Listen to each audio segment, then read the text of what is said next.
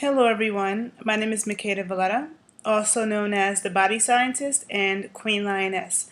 So for those of you who don't know me, I am a personal trainer, a nutritionist, a professional Afro-diasporic dancer, and a sacred sexual educator. So everything I do has to do with the body, okay? I've dedicated my life to studying the body, the inside, the outside, and all around it, okay? Today, my video is going to focus on sexual diversity, gender diversity in indigenous cultures, okay? This is a topic that is very near and dear to me because I have been involved in sexuality education since I was in junior high school. Sexuality education, dealing with people's ideas around sexuality and their comfort level with various topics, involving sexuality. And, currently this world is very focused on heterosexual people, that this is the only way that's so-called natural and that's the only way that's right to be, okay? But the reality of it is that the world consists of a lot more than just black and white, okay? Black and white are two colors in the spectrum, but most people and things in the world are not black or white. They are all the various colors in between. The reds, the oranges, the blues, the greens, the yellows, the purples, and all the various shades and undertones that come with those colors, okay? But the entire world has been colonized now, so many things that people say today, is how it's always been. It isn't how it's always been, okay? Many things have changed under patriarchy, under the name of religion, okay? The main religions in the world that were, really responsible for this patriarchal, overtake, it has been Christianity, specifically the Roman Catholic Church, and Islam and Judaism, okay? You look at the Middle East and you look at the treatment of women in the Islamic world, and also in Judaism, how women are told they cannot be rabbis, they cannot, be in control, and that their place is just to have babies, okay? A lot of this is coming from patriarchy. Well, it is coming from patriarchy, okay? So under the suppression of women and the suppression of the goddess and the destruction of the goddess temples on every continent, also came the suppression of sexuality, okay?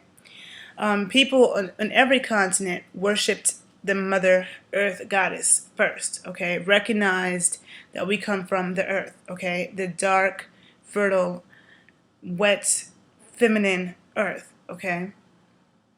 And under these matriarchal traditions, sexuality was viewed completely different.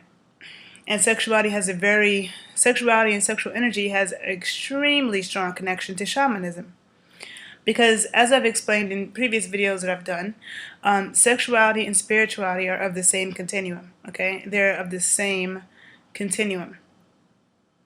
So, for example, in many cultures, the pre-colonial cultures, prehistoric cultures, the shamans were first women.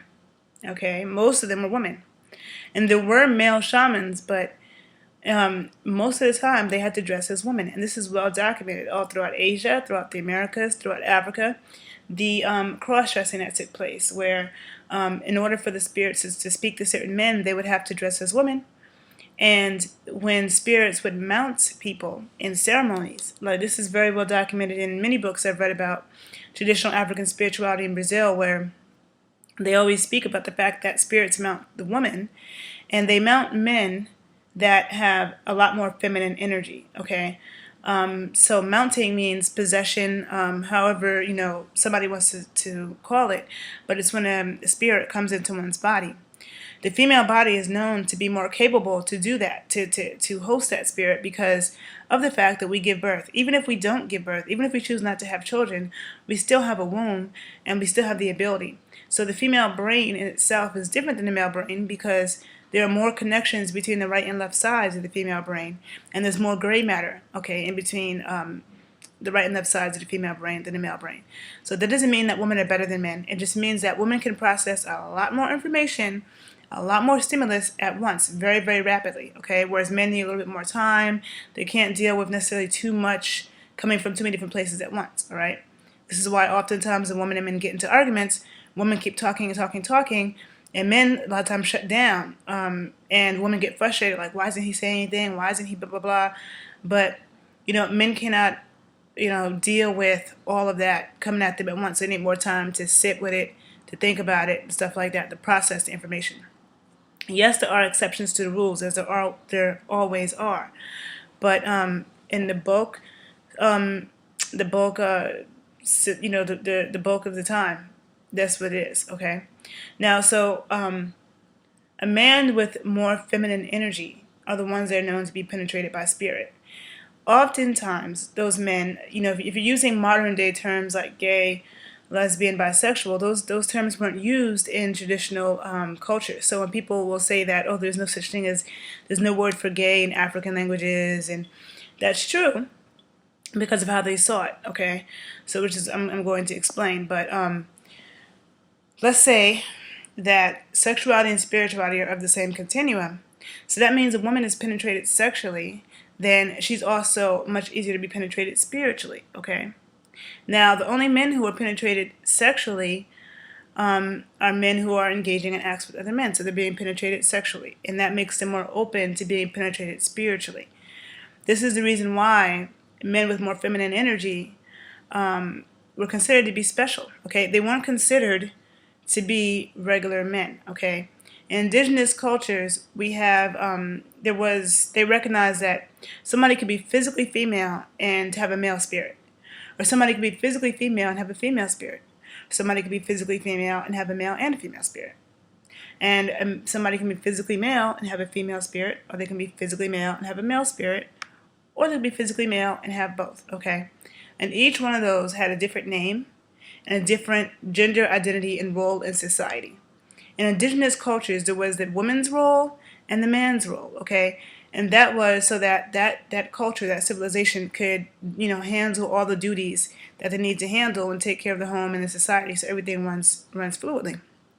Okay, so some people will say, oh, the men hunted and the women gathered, but that's not necessarily true. There were always female hunters, and there were always male gatherers. Not all the men hunted; some men gathered. Okay, now within these gender roles, okay, it was known that there were women who were born with male spirits, and let's say in Native American civilizations, the women who were born with male spirits, they were the hunters, they were the warriors, okay, and a lot of times it was taboo for them to have sex with a male, because if they had sex with a male, it was known to take away their hunting power, so that was taboo, okay.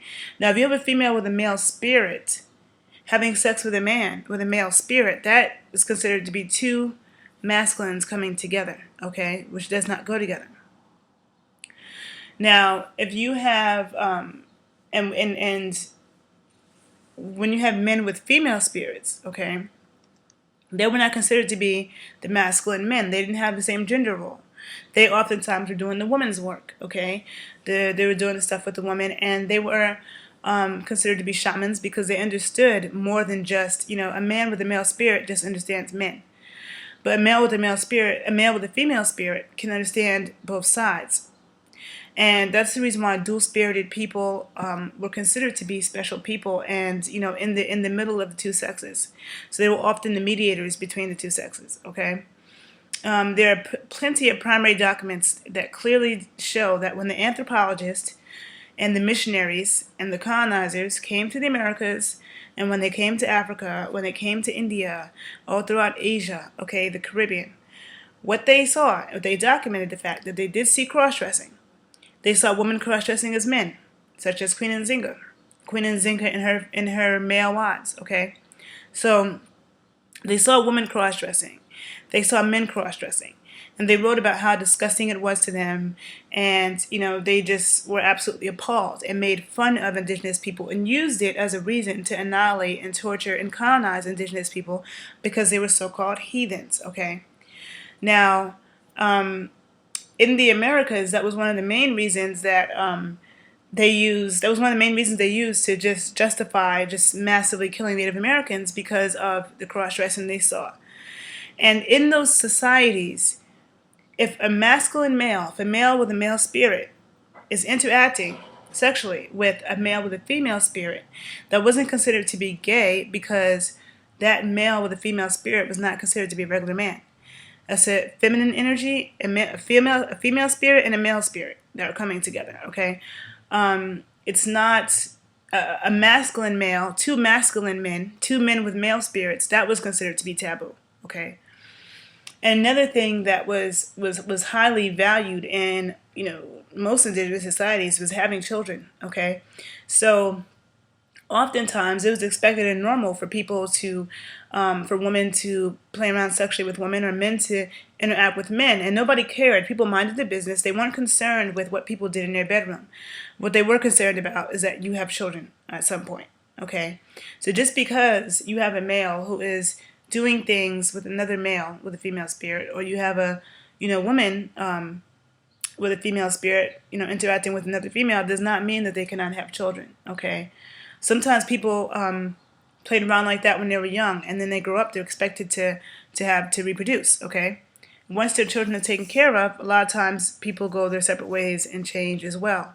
Okay, but the offspring was very important. If somebody said that, oh, I'm going to be, if a masculine male said, I'm going to live with this female, this feminine male, and not have kids and not be with a woman, then that would be looked at that down upon in most societies, but by most societies, because they expect them to have children. Okay, but even then, they would not disown them or try to kill them or anything like that. Okay, but reproduction was valued. So when people talk about why being gay is wrong, and that two men or two women cannot reproduce, that's true. But it must be kept in mind that the only purpose for sex is not reproduction. Okay, and there are many people, even people who are completely 100% straight, who don't want any children. Okay, and just because somebody does engage in same-sex activities does not mean that they cannot reproduce. So those things all need to be kept in mind. But again, the only purpose of reproduction, the only purpose of sex is not reproduction. Okay, there are many purposes. And sexuality and spirituality, again, are of the same continuum. So sex always has a spiritual component, all right? And all in all, whether or not you or anybody understands why somebody would want to do whatever it is they're doing, really what is important for people to remember is that it's not for you to understand. The only thing you need to understand is what you like and what makes you happy and what you need to be sexually fulfilled, okay? It is very important for each individual to make sure their sexual needs are met and that they are sexually fulfilled and that they are having great orgasms on a regular basis, either by themselves or with somebody, okay? And that they're not suppressing themselves. And the reason why is because sexual suppression makes people sick and crazy.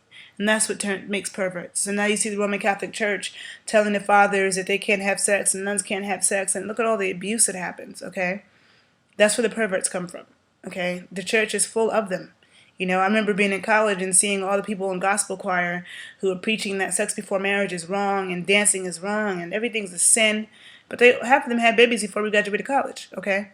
So, it's really important to, as long as nobody is doing anything with any children, okay, because that is way too common, and I'm starting to discover in my adult life that sexual abuse, in childhood is way more common than not, okay, and it's sickening, okay, and it really has brought me to a place where I'm really starting to, want to research where this came from and what is that about, because it's just too common, okay, and all the things that happen around it where people don't want to talk about it. It's important for people to be able to express their sexuality openly and freely with consenting adults.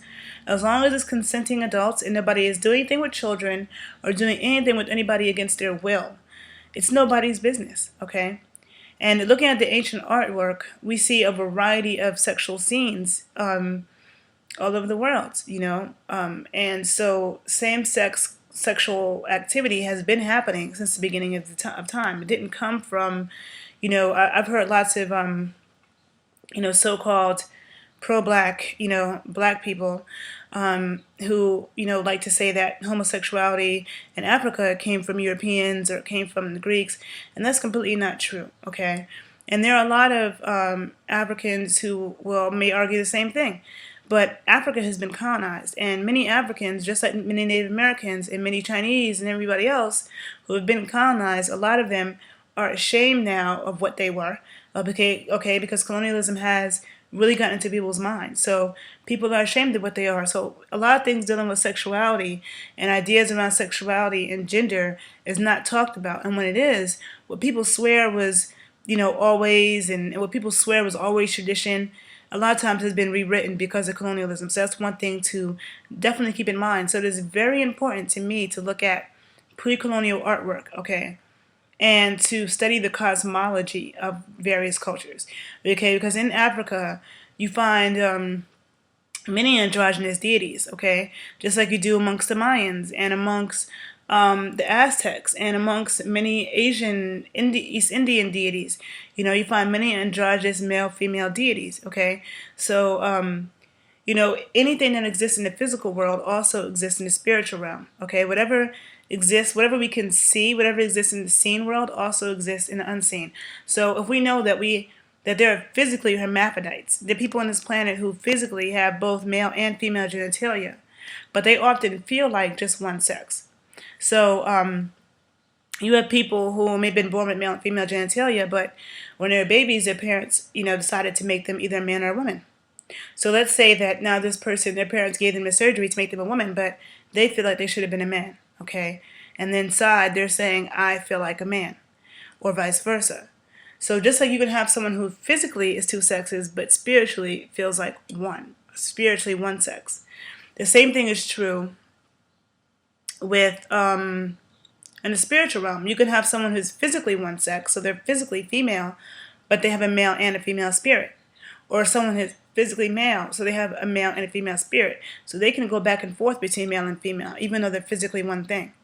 Those people who can go back and forth between the male and female, who are not clearly cut on one side, were considered to be more powerful and have more special powers, and were often the healers, the shamans, the the mediators in indigenous cultures.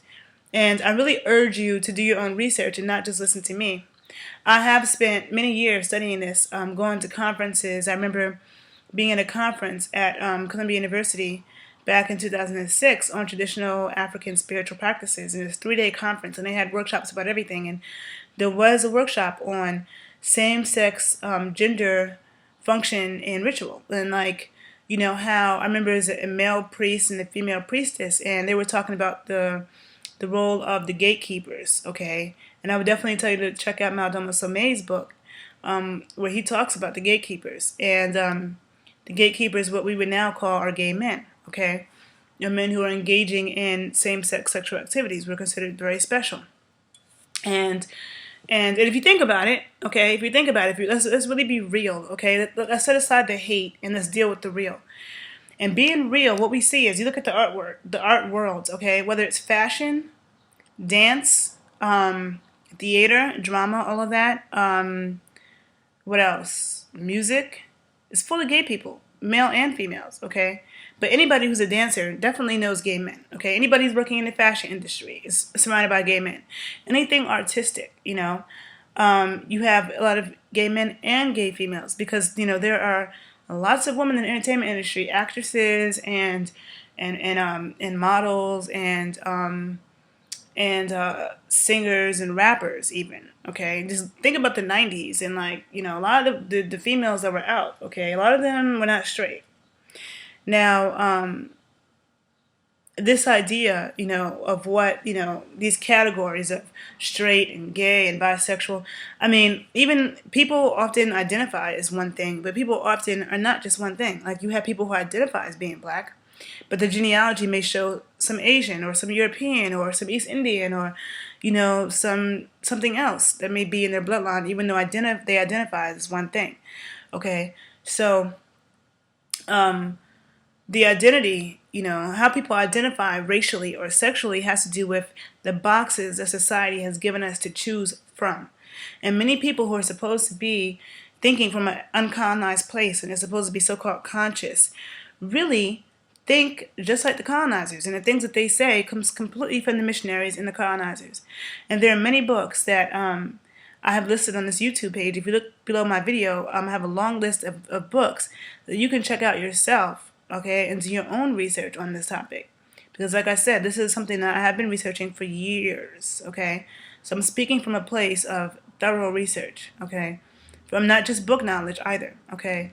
And even the books that you read, you want to see who wrote it, and what were the methods used, and how did they obtain the information, and what are their citations, okay? So you want to be also very critical of the people whose work that you read, okay? But there definitely is a long legacy of the Amazon woman, who were real, okay, and that term really stands for fighting women, and they existed on every continent, and really women started fighting when the patriarchy started trying to take over and conquer, okay, because before that things were peaceful. In the matriarchal traditions, things were peaceful. People were not fighting and killing each other and raping each other and doing all this craziness. But once the patriarchal civilizations tried to come and take over, the women began to fight, okay? And those women who were brutal fighters oftentimes had male spirits, okay? And were sexually connecting with each other. Because the other thing, too, there's a book called The Double Goddess by a woman named Vicky Noble. Highly recommend the book. It's the only book I've ever seen that talks about the double goddess figurines that have been found all over the world, okay? So all over the world, throughout Europe, throughout Africa, throughout the Americas, there are these double goddess figurines.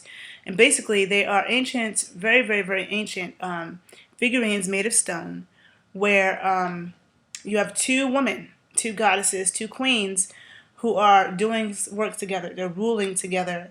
Sometimes they're in sexual positions. Sometimes, it could be they're riding a horse together. They're doing various things, leading together. So you have the double queen, the double goddess, okay? And female sexual energy is like a battery, okay? We're like a generator, okay? We generate energy. And our sexual energy pulls in, okay? Whereas male sexual energy goes out. But being like generators of energy, women connecting sexually can actually build up a lot of energy and make those women vibrate on higher levels, okay? So then you have a man who may connect with a woman like that, because and he will gain a lot more energy from a woman who's cultivating with women. And sexual energetics and this idea of gender and sex is very complex and deep and can go into very many places. And, I don't want to talk your head off in this video. And I know I'm probably going to get lots of people attacking me for, especially mentioning men.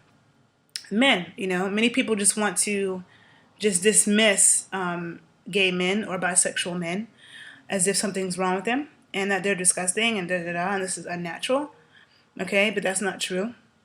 That is the missionaries talking, okay?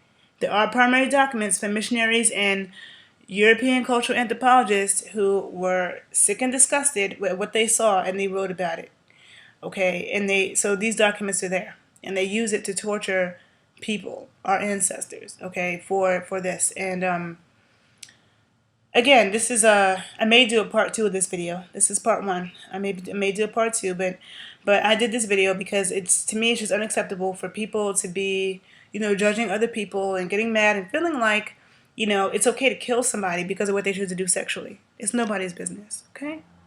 So it's part of my life mission to help increase tolerance, right? Tolerance in society, and also which comes with education. And also for people, every individual who may be watching my video, my sincere hope is that you can find a place where you're comfortable with yourself enough to be okay with yourself and don't make people make you think something is wrong with you, okay? Only you know you, okay? And no matter what your reasons are for whatever it is you choose, whether you were born that way or somebody was, people can say, oh, somebody is gay or they're like this, because somebody abused them. That could be the case sometimes. It's not always the case, But maybe somebody is like that because they were abusing. Then maybe that's the medicine they need to heal themselves, That's not for you to judge or for anybody to judge. But what we do know is that when you make somebody feel sickly guilty and horrible about themselves, it turns them into a sick person, a pervert, and a destructive person, a very destructive person. And that's not good for any of us because sick people and destructive people affect the vibrations that all of us have to deal with, okay? So it's very, very important, like, sexuality, that's our root chakra, our sacral chakra, Our sacral chakra is our womb. That's where we connect with the world. That's where we store trauma, okay? So to hit somebody there and to make them feel this horrible, horrible, horrible, deep set guilt can really make somebody sick. Okay? And when religions are preaching that touching yourself is horrible and oh, you're gonna go to hell and you're falling further away from God because you touched yourself, that's ridiculous. Okay? It's your body. Why wouldn't you want to make your body feel good? What would be so wrong about you touching yourself and making your own body that belongs to you feel better? Your body belongs to nobody but you. It's your number one and prime responsibility for your own pleasure. So stuff like that I don't respect. And for my entire life, I will be working to educate people on the truth, okay? So again, please take a look at my list of books below and you can begin your own research journey, okay? And for those of you who would like to find me, you can find me on Facebook at Makeda Valletta - the Body Scientist, okay? I hope this video was helpful for you all, and I will see you soon. Bye-bye. Have a great day.